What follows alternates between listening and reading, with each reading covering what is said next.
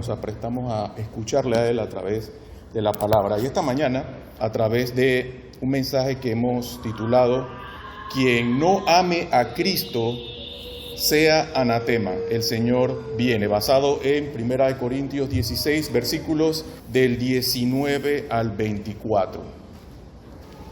Y ustedes cuando salen de sus casas y ven el mundo alrededor, muchas personas viven como si tuvieran asegurado el mañana. Muchas personas, incluso cuando entablan una conversación con usted y demás, ustedes van a poder percibir de que muchas de ellas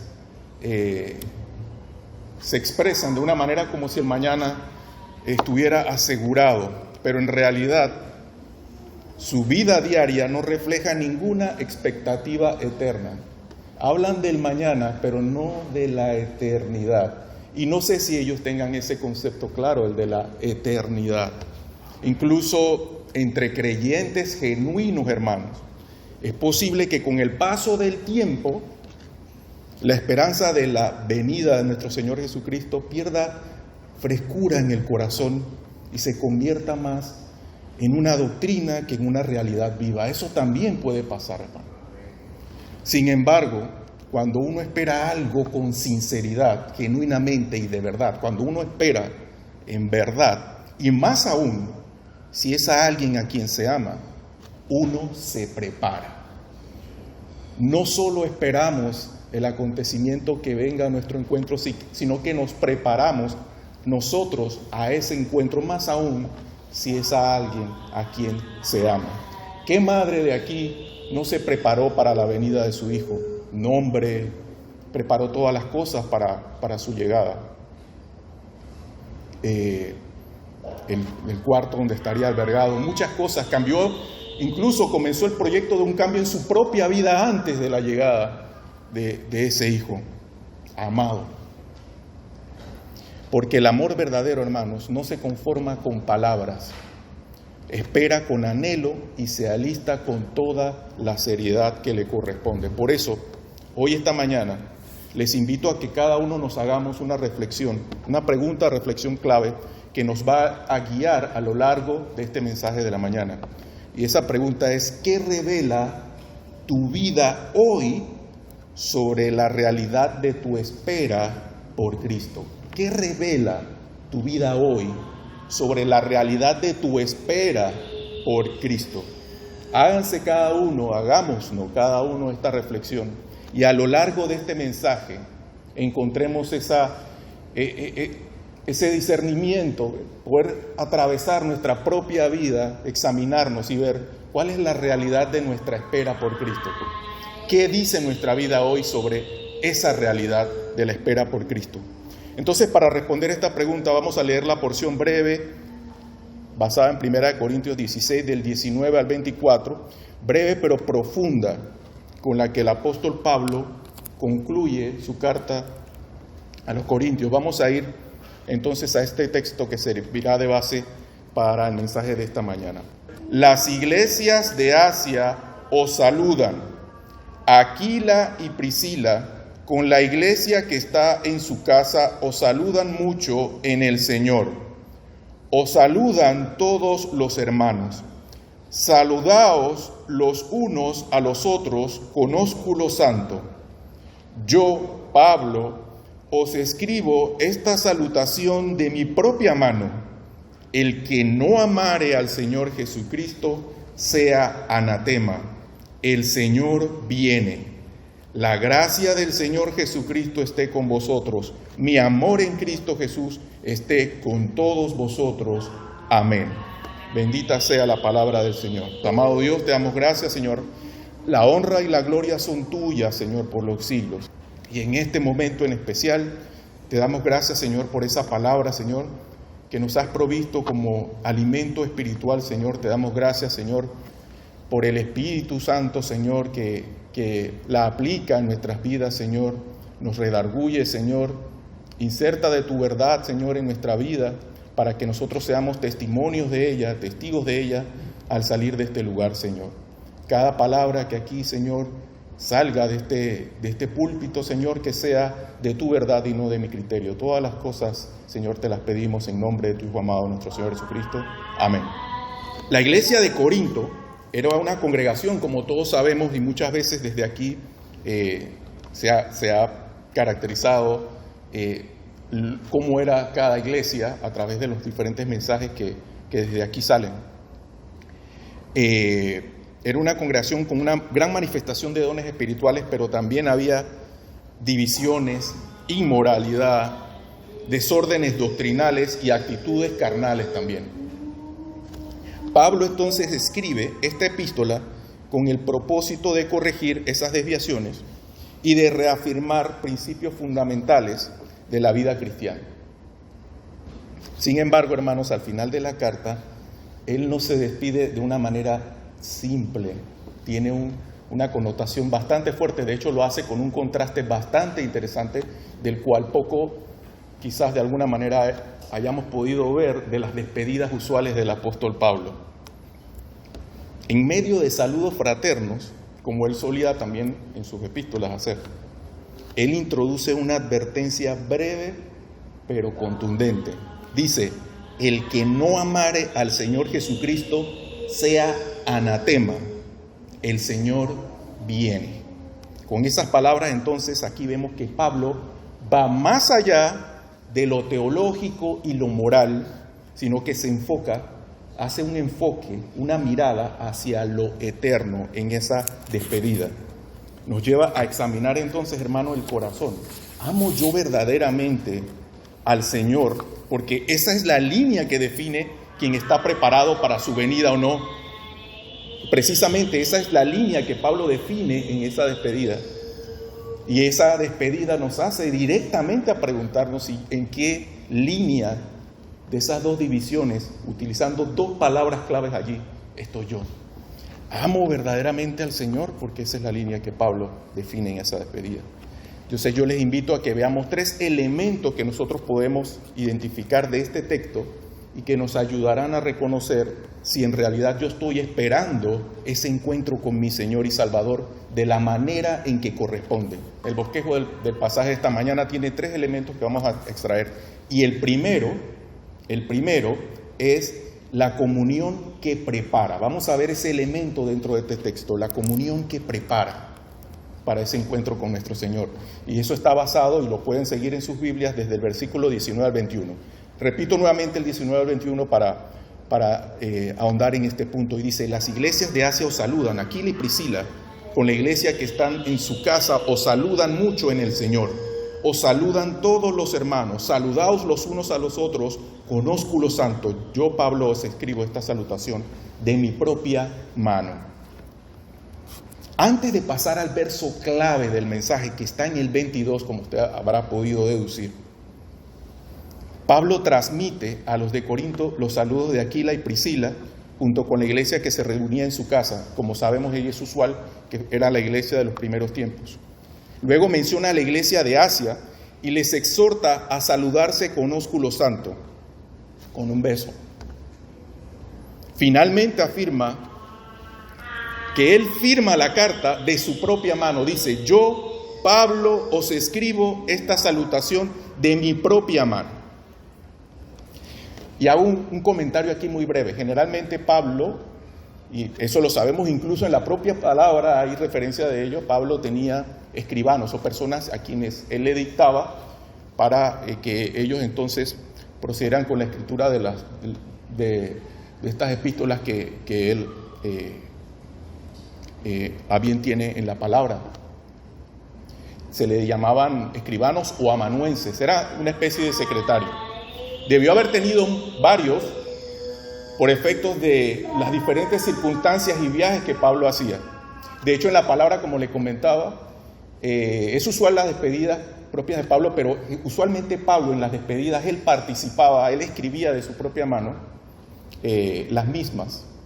Y se notaba también por efectos de un cambio. Y de hecho él alguna vez también, en la misma palabra, lo pueden leer, él habla sobre el tamaño de las letras, incluso porque hay ese cambio en donde él toma la escritura de la epístola. Incluso si ustedes van a Romanos, Hay un pasaje muy curioso y a veces me asombro con cierta, me arranca también una sonrisa el reflexionar en ello, que muchas veces nosotros vemos hoy en día algunas situaciones que quizás nosotros pensamos que son propias de la época ahora, pero que en la palabra hay referencias de que ocurrían. Por ejemplo, ustedes podrán haber visto a alguien que aprovecha una entrevista en una televisión y manda un saludo, aprovechando totalmente fuera del tema que le están preguntando, y manda un saludo. Y en fin, pues en la palabra, inspirado por el Señor, uno de esos escribanos dejó su saludo metido allí en una de las epístolas. Eso está en Romanos, y podrán ver por allí, creo que es en el capítulo, bueno, se me escapa en este momento el capítulo, pero ese escribano se llama Tercio, lo podrán ver en Romanos, donde él inserta en una despedida, y yo, Tercio, mando el saludo en nombre del Señor. Inspirado por el Señor, ese escribano insertó su saludo, aprovechó y insertó su saludo al final de la epístola. ¿Y por qué también este comentario? Porque Pablo en este punto hace énfasis en que él mismo, de su propia mano, escribe esa salutación al final en Corinto, y eso tiene un énfasis. Aunque a primera vista, hermanos, esos saludos parecen una simple cortesía, en realidad lo que están reflejando allí es una iglesia viva, conectada, comprometida en comunión real. Inclusive ese pasaje, esa intervención de ese escribano en Romanos, que no tiene que ver con el pasaje que estamos viendo hoy en día, también demuestra eso. Ese tipo de relación integral que había en la iglesia, ese compromiso de comunión, esa conexión real. Entonces este tipo de relación era parte integral de la vida cristiana, no era una formalidad. No es que todas las cartas se solían despedir así por formalidad, había en realidad una comunión fraternal. Este tipo de relación era integral. Ellos se edificaban unos a otros porque sabían, hermanos, que estaban caminando juntos hacia un mismo encuentro, el regreso del Señor. En aquella época habían 3 elementos que distinguían la predicación que había cuando se reunían. 3 elementos de la predicación de la palabra se predicaban fundamentalmente cuando se reunían. Primero era el carácter mesiánico de Cristo, que el Señor Jesucristo era el Mesías anunciado. Segundo elemento es la muerte y resurrección del Señor Jesucristo. Y el tercer elemento, no en el orden de importancia, sino que hay 3 elementos que siempre se predicaban. Era la próxima venida del Señor Jesucristo. La predicación de aquella época se basaba en esas 3 cosas. Y una de ellas estamos tratando el día de hoy, que es la próxima venida del Señor Jesucristo. El ósculo santo, como lo mencionan allí, hermanos, era una expresión de amor fraternal y sincero. Los múltiples saludos muestran esa conciencia de pertenencia de uno a otro, a un solo cuerpo, al cuerpo de Cristo, más allá de su propia congregación local incluso. Ellos podían no conocer a nadie de una congregación lejana, pero se desvivían por ello. Mandaban ofrendas hacia esas otras congregaciones que sabían que estaban pasando por situaciones difíciles, sin aún conocerlos, porque sabían que eran parte de su propio cuerpo. Ese ambiente de comunión es una evidencia práctica del amor a Cristo. El creyente que espera su venida se mantiene cerca de sus hermanos en un mismo sentir, camina en unidad y vive como parte activa del cuerpo de Cristo, hermanos, no como un espectador aislado. Quien realmente espera a Cristo lo hace en comunión. En Hechos, en el libro de Hechos, y ustedes lo habrán podido percibir, pero particularmente hago referencia en este momento a ese capítulo 2, una porción del 42 al 47, ustedes pueden tomar nota para leerlo posteriormente. Después que el Espíritu Santo desciende sobre los discípulos, allí nace la iglesia en Jerusalén. En el libro de Hechos ahí vemos una imagen viva de una comunidad que se prepara en comunión. Ellos perseveraban unánimes, compartían lo que tenían, se edificaban, adoraban juntos, y el Señor, dice la palabra propiamente, añadía a los que habían de ser salvos. Así lo dice, perseverando unánimes cada día, comían juntos con alegría, y el Señor añadía cada día a la iglesia los que habían de ser salvos. Esa comunión no era social, hermanos, era espiritual. No es que haya nada malo en la palabra social, pero cuando nosotros tenemos una actividad entre hermanos es mucho más que social. Yo siento, y quizás ustedes también, que si ustedes pudieran tener una reunión con su familia, ustedes nos pudieran caracterizar, no tuvimos una reunión social, es mucho más allá, con la iglesia aún más, porque nuestro vínculo es aún más fuerte. Nos une el mismo espíritu, hermanos. El poder del espíritu, hermanos, obraba en ellos con tal intensidad, y ustedes lo pueden ver allí en Hechos, que a ellos no les importaban sus posesiones. Lo importante era el amor que tenían unos por otros y sobre todo también, hermanos, la certeza viva de que Cristo podía volver en cualquier momento. Ellos allí vivían con esa mentalidad y ese concepto. El regreso de Cristo era inminente. A ellos no les importaba sus posesiones personales, se deshacían de ellas en amor por otros hermanos, sabiendo también del pronto regreso de su Señor. ¿Por qué vivían así, hermano? Porque esperaban al Señor como quien sabe que puede llegar en cualquier momento. La comunión cristiana, hermanos, es uno de los mejores termómetros fundamentales que nosotros podamos encontrar. El que ama a Cristo, ama a su iglesia, se mantiene cerca, se involucra, sirve, perdona, exhorta, edifica. No busca excusas para aislarse ni pretextos para vivir al margen de la vida cristiana. La preparación, hermanos, para la venida del Señor no ocurre en soledad, sino en comunidad, donde entre nosotros mismos somos pulidos, fortalecidos y sostenidos por otros hermanos creyentes que también esperan. Nos exhortamos unos a otros para perseverar en esa espera.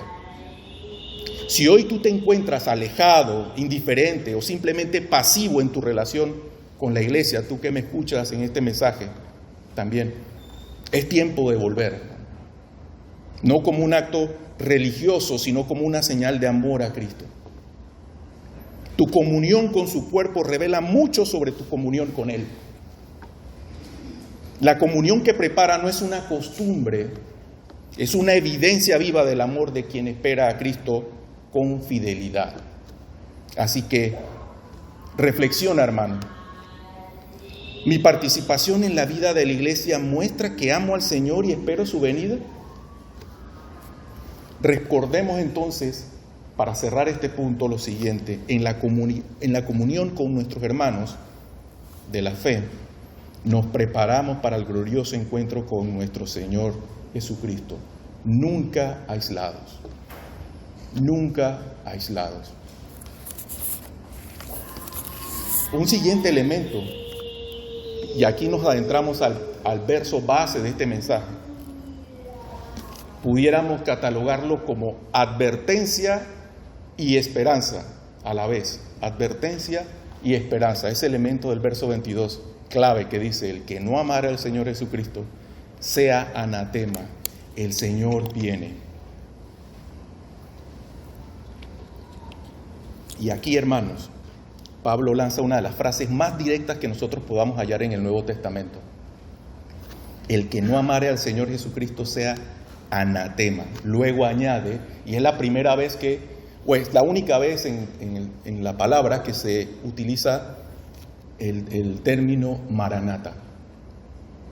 Es una palabra hebrea, aramea, que significa el Señor viene. En otros pasajes de la Biblia, aunque con el mismo significado y contexto, se utiliza el griego, pero esta palabra aramea maranata, en el único lugar en la Biblia que se usa es en este verso, en el 22. Y en esta línea, hermanos, aquí Pablo en esa línea no define puntos medios o intermedios. El juicio aquí no se basa en cuánto conocimiento tiene alguien, sino en si ama o no al Señor. el carácter vital, la urgencia de esa advertencia que hay allí en esa línea, se divide en dos, no en un intermedio, amas o no al Señor. Y ese amor, hermanos, no es una emoción, es una disposición del corazón que se refleja en obediencia, alabanza, devoción y preparación espiritual a lo largo de tu vida. La frase anatema, hermanos, aquí y en la palabra se usaba para declarar algo o alguien como separado para destrucción. Y hay en muchas partes de la Biblia, y ustedes lo podrán ver, por ejemplo en Gálatas 1, podrán ver el concepto de anatema. Se usaba para declarar algo a alguien como separado para destrucción. No se trataba solo de una persona incrédula, sino de alguien que, conociendo, no ama a Cristo. Y eso revela una condición espiritual muy grave, hermano. En cambio, allí seguido, Pablo usa en esa misma frase, Maranata, que era una expresión que los primeros creyentes usaban para saludarse o alentarse mutuamente ante la esperanza del regreso del Señor. Qué contraste, ¿verdad? Anatema y seguidamente Maranata en la misma expresión. Hermanos, en medio de la persecución, entre dos hermanos en la fe, el saludo más reconfortante que ellos podían tener uno con el otro, en medio de todas las vicisitudes de la persecución, era poder escuchar del otro hermano un Maranata. Ese era su alivio. Sabía que lo que estaban viviendo era temporal. Cristo viene. Ese era el saludo. Ese era el aliento que tenían entre ellos. Maranata. Cristo viene. Pablo nos muestra dos caminos aquí. Para el que rechaza al Señor hay juicio, sea anatema. Pero para el que le ama hay una esperanza cierta. Maranata, Cristo viene. Y uso esa palabra compuesta allí, esa frase, esperanza cierta, porque quizás nosotros en nuestro vocabulario hoy en día es muy común pensar en esperanza como algo posible, pero en la palabra tenemos una esperanza cierta. Sabemos que en la palabra, en la propia palabra nos dice que el día de mañana no es prometido para nadie, pero hay una excepción a ello, ¿sí? Salvo la promesa de Cristo, no tenemos prometido nada, salvo la promesa del Señor. Esa esperanza de su pronta venida es cierta. La esperamos, por eso es esperanza, pero es cierta. El mismo Cristo que juzgará, si vemos entonces el contexto en esa línea, en ese verso 22, el mismo Cristo que juzgará es también el que viene a buscar a los suyos. Ahí hay dos contrastes, hermano. Tenemos una referencia bíblica muy importante que sostiene este punto o este elemento del mensaje. Por ejemplo, es la parábola de las 10 vírgenes. Eso está en Mateo 25, del 1 al 13. Y esa parábola también fue utilizada por el Señor para explicar estos eventos a sus discípulos. Como sabemos, es una historia del regreso del esposo en una boda judía, símbolo de la segunda venida de Cristo. Todas estas vírgenes esperaban, pero solo 5 estaban listas. Las otras no prepararon aceite y cuando el esposo llegó, se quedaron fuera. Dice el verso 10, vino el esposo y las que estaban preparadas entraron y se cerró la puerta. Era culturalmente común en esa época que cuando había una boda, el esposo venía en caravana con amistades hacia la casa de la novia y ésta le esperaba preparada con aceites y demás, con lámparas, perdón, y el aceite en particular era por el hecho de que, y en este caso, la tardanza del esposo había implicado de que ya era tarde. O sea que aquellas que tenían el aceite estaban preparadas para esa eventualidad. Las insensatas no. Salieron a comprar y en ese momento llegó el esposo y la puerta se cerró. Las lámparas con aceite eran necesarias para alumbrar el camino durante la noche y estar listas para salir al encuentro del esposo cuando llegara. Aquí, hermanos, el aceite es esa preparación espiritual que nosotros debemos tener. Una vida llena del Espíritu, alimentada por la palabra, perseverante en obediencia. Aquí, si ustedes caracterizan a las vírgenes sensatas, a las prudentes y las insensatas, usted verá que la distinción no está en nada externo. Ellas tenían la intención de esperar al esposo, tenían lámpara. La diferencia en ellas estaba en su preparación interior, en su disposición real y genuina. Es más, al final de esa parábola en el versículo 25:13 hay una declaración fundamental con la que culmina y dice: velad pues, porque no sabéis el día ni la hora en que el Hijo del Hombre ha de venir. Entonces, este verso del que estamos extrayendo este elemento clave para el mensaje de la mañana de hoy, el verso 22, nos confronta con una verdad seria y necesaria, hermanos. Nos lleva a preguntarnos si nuestro amor por Cristo es auténtico o simplemente de labios. No se trata, hermanos, de asistir a una iglesia o identificarse con una religión, denominación, sino de tener una relación viva con el Señor, marcada por la obediencia, el amor, la adoración y la preparación espiritual.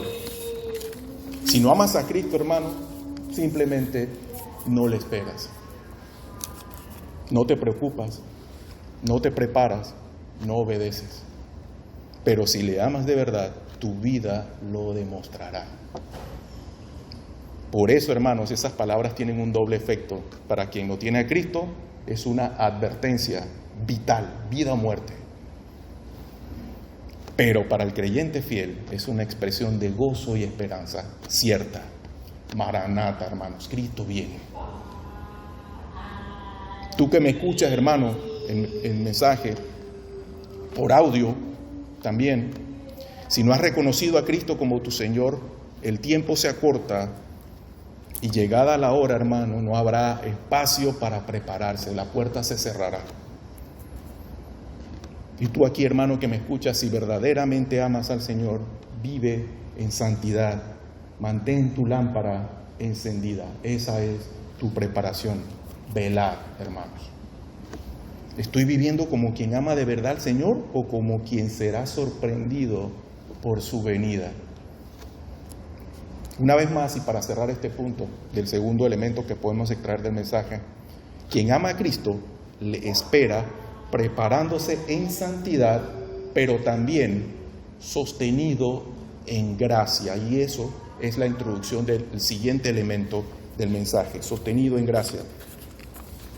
La gracia que sostiene, y lo podemos extraer del verso 23 y 24. Primeramente hemos visto que le esperamos en comunión. Segundo, hemos visto la advertencia y la esperanza implícita en su palabra, en el verso 22. Y en tercer punto que vamos a ver, es la gracia que sostiene para esa perseverancia. Dice el verso 23 al 24, la gracia del Señor Jesucristo esté con vosotros, mi amor en Cristo Jesús esté con todos vosotros, amén, dice el verso 23 al 24. Y aquí, hermanos, después de advertir con firmeza en el verso 22, en la porción del texto anterior, aquí Pablo concluye entonces con afecto y esperanza. Dice, la gracia del Señor Jesucristo esté con vosotros, y luego añade, mi amor en Cristo Jesús esté con todos vosotros. Pablo, hermano, sabe de cuenta propia que la perseverancia cristiana no es un fruto de la voluntad humana, sino de la gracia divina. La perseverancia, y lo repito, hermanos, no es un fruto de la voluntad humana, sino de la gracia de Dios. Quien ama a Cristo lo hace porque fue alcanzado por su gracia. Y esa misma gracia, hermano, es la que sostiene al creyente hasta el día de su próxima venida. El amor que Pablo aquí expresa hacia los corintios, a pesar de sus fallas, que él propiamente señala en la epístola y atiende,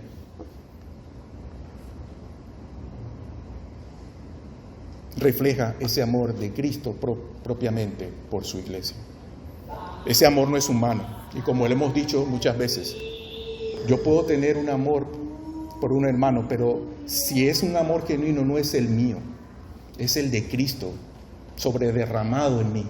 El mismo amor que Cristo tuvo en la cruz, ese mismo amor fue derramado en cada uno de nosotros para que tuviéramos la capacidad de amar como Él ama, no en la capacidad nuestra.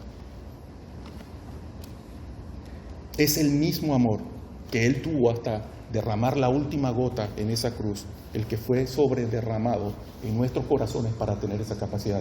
Allá que usted no sepa cómo amar con ese amor, o no lo quiera hacer, es otra cosa, hermanos. Pero nosotros tenemos ese mismo amor que fue derramado en la cruz.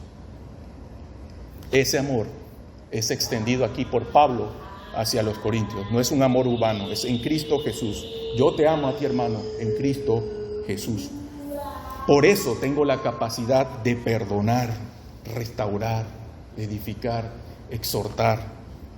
Y por eso puedo permanecer. La gracia del Señor no solo nos salva, hermanos, del juicio, sino también que nos capacita para vivir de una manera que agrada a Dios mientras esperamos su venida gloriosa, la venida gloriosa de su Hijo. En 2 de Timoteo, hermanos, nosotros tenemos referencia que sostiene este elemento. Porque Pablo escribe desde la cárcel romana al final de su vida, sabiendo que ya prontamente será ejecutado, pero él lo hace con paz. Y miren lo que describe allí. He peleado la buena batalla, me está guardada la corona de justicia, la cual me dará el Señor a todos los que aman su venida. Para tenerlo allí bastante resumido en esa porción. A todos los que aman su venida. Pablo, hermanos, no llega al final por mérito propio, sino porque la gracia de Dios lo sostuvo desde el principio. Y no hablemos solamente desde ese momento en que tuvo esa experiencia en Damasco. En toda su vida estuvo bajo el control de Dios. Y él, de cuenta propia, reconoce que es la gracia de Dios la que le sostiene para perseverar y aún al final para recibir la corona. Y él describe allí en ese pasaje de 2 Timoteo, a todos los que aman su venida. Esa última frase es una promesa preciosa, hermanos. Hay una corona especial reservada para los que aman la venida del Señor. No solo para apóstoles o pastores, sino para todo aquel creyente fiel que ama y espera su venida. Esa imagen del siervo fiel nos recuerda que el que ama a Cristo se mantiene firme, no en su fuerza, sino en la gracia que lo guarda hasta el fin. La gracia de Dios, hermanos, no es una excusa, y también aquí hay que tenerlo muy claro, para el descuido, sino la fuente de poder para prepararnos. Quien ama al Señor lo hace por gracia, y quien lo espera fielmente también es sostenido por esa misma gracia. No estamos solos, hermanos. Cuando usted tiene todas estas vicisitudes y le parece difícil perseverar, tiene que saber que no está solo. La gracia de Dios, del Señor, le acompaña. No caminamos en nuestra fuerza. Hay una gracia disponible, suficiente, eficiente y eficaz, que nos guarda sin caída hasta el día glorioso en que le veamos cara a cara a nuestro Señor. Y hago énfasis en eficiente y eficaz porque muchas veces esa diferencia no la hacemos en nuestra vida diaria y tenemos algunas confusiones. Una vez una persona, por ejemplo, haciendo un comentario aquí muy breve para tener también definida la gracia como eficiente y eficaz. Estaba enfermo y una persona le provee una pastilla, le dice, esta pastilla es lo mejor para tu resfriado, para esa gripe fuerte que tienes. Regresa al día siguiente y le ve con una cara peor, y le dice, oye, pero no te tomaste la pastilla que te di. Dije, no, oye, gracias porque te la dejé en la mesa y me tomé un vaso de leche caliente en la noche. La pastilla que le dio, hermanos, es totalmente eficiente para curarle de esa enfermedad, pero solo puede ser eficaz si se la toma. Será eficaz cuando se la tome. Y la gracia de Dios es eficiente y eficaz para aquel en que descansa en ella. Para aquel en que descansa en la gracia de Dios es eficiente y eficaz. Nosotros podemos reconocer la gracia de Dios, pero entonces queremos hacer las cosas por nuestro propio esfuerzo. Será eficaz en mi vida si descanso en la gracia de Dios, en lo que Dios me provee para hacer las cosas. Muchas veces pensamos pero es que falta más, es que estoy cansado y no pasa nada. Hay que depender de la gracia de Dios, hermanos. Hay que sostenernos en lo que Dios nos da cada día. Finalmente, hermanos, si te sientes débil, como digo, seco, estancado, no huyas, no te justifiques, no resignes, vuelve a la fuente de gracia, porque solo en esa gracia vas a encontrar el poder para amar, obedecer y esperar hasta su venida. Y esa es la seguridad del que ama de verdad. Reflexiona, ¿yo estoy descansando cada día en la gracia que me prepara para encontrarme con Cristo? Los que aman al Señor, hermanos, son sostenidos en su gracia mientras le esperan con anhelo. Para concluir, de este mensaje que hemos escuchado esta mañana, recordemos lo siguiente, ya que no tenemos el bosquejo, pero recordémoslo mentalmente. 1, si amas a Cristo, vas a buscar la comunión con tus hermanos, lo cual te prepara para su regreso. Lo haces en comunión, no aislado, lo haces en comunión, te congregas con tus hermanos. Si lo esperas de verdad, vivirás en santidad como quien se alista para encontrarse con su amado. Esa es tu preparación.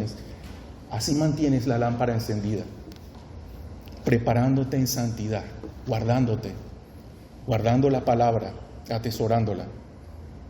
Y si le amas sinceramente, te sostendrás cada día en la gracia que te guarda hasta su venida. Pablo aquí no terminó su carta con suavidad, sino con una línea que define el destino de cada alma. 2 caminos. Dice, el que no ame a Cristo sea anatema. Y ahí seguidamente, el Señor viene. Entonces esa venida del Señor para unos será para juicio y para otros para gozo. Esa frase responde a la pregunta con la que comenzamos. ¿Qué revela tu vida hoy sobre la realidad de tu espera por Cristo? El amor por Cristo, hermanos, no es algo meramente emocional, no es un sentimiento vago ni una idea religiosa. Es una realidad visible que refleja cómo vives, cómo caminas a diario y cómo esperas. Eso es el reflejo del amor que tienes por tu Señor y el anhelo por su pronta venida. Si hoy tú puedes decir con sinceridad que lo amas, glorifica a Dios por su gracia. Y si no, tú que me escuchas a través de este mensaje grabado, aún estás a tiempo. Hoy puedes venir a Él, rendirte y amarle como Él merece, porque el Rey ya viene y viene pronto, hermanos. Maranata, Cristo viene pronto.